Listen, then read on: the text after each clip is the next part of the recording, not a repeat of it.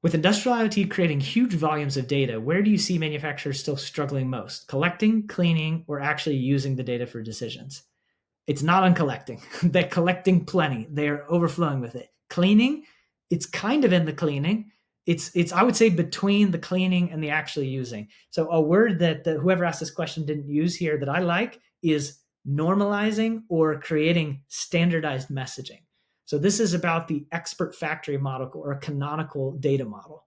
So a lot of people, they think about connectivity. I have data and now I just put it on a dashboard and use it. But what they don't think about is behind the scene, this data has to be all associated with each other.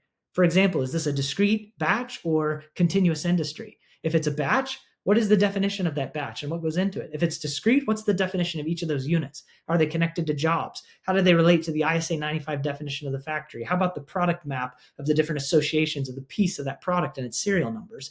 And then what's the context of this specific sensor data, this log, report, dashboard, PLC tag, whatever it is that relates to this? Now that it's all properly associated, using the data starts becoming easy because generative AI sees it put together the same way a human would need to put it together, and they're able to drive a decision. I see why you're having a quality issue. I see why your parameter is off. I see why the machine is down. I see exactly the material you're missing and you don't have enough of it in store, right?